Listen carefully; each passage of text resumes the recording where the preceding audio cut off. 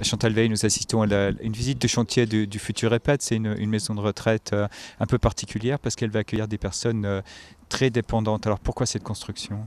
Eh bien, actuellement, nous avons une maison de retraite, mais qui n'est plus aux normes actuelles. C'est-à-dire que les gens arrivent dans les maisons de retraite quand ils ne peuvent plus faire autrement. C'est-à-dire qu'ils restent le plus longtemps possible chez eux, et le jour où ils ne peuvent plus rester chez eux, ils rentrent en maison de retraite.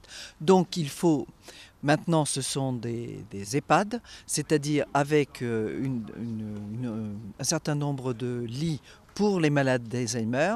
Mais ici, nous avons quelque chose de spécial qui s'appelle un PASA. C'est-à-dire que dans tout l'Est de la France, il n'y en a pas. Ce sont des gens qui sont, pour des gens qui sont un tout petit peu désorientés, mais qui ne sont pas encore en maladie d'Alzheimer.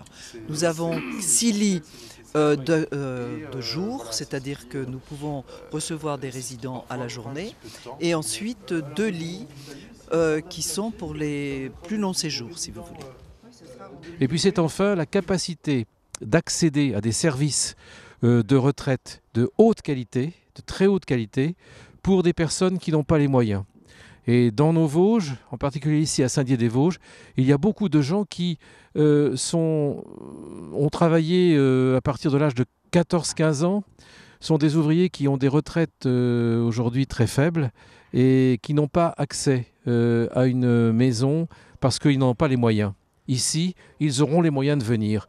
Et donc le Centre communal d'action sociale de Saint-Dié-des-Vosges, qui est dirigé par M. Jean-Marie Lalande, et le conseil d'administration autour de votre serviteur et de Madame Veil ont décidé de faire un gros effort, accepté par le conseil municipal de Saint-Dié, puisque ce sont environ 600 000 € que la ville de Saint-Dié-des-Vosges va engager à travers la subvention qu'elle donne au CCAS pour la construction de ce très beau bâtiment. Donc c'est un grand jour aujourd'hui que cette visite de chantier.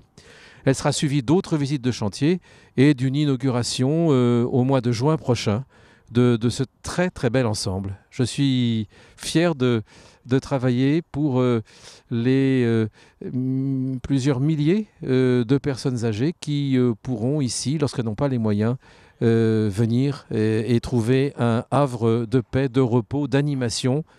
En fait, on va ajouter de la vie aux années, ici.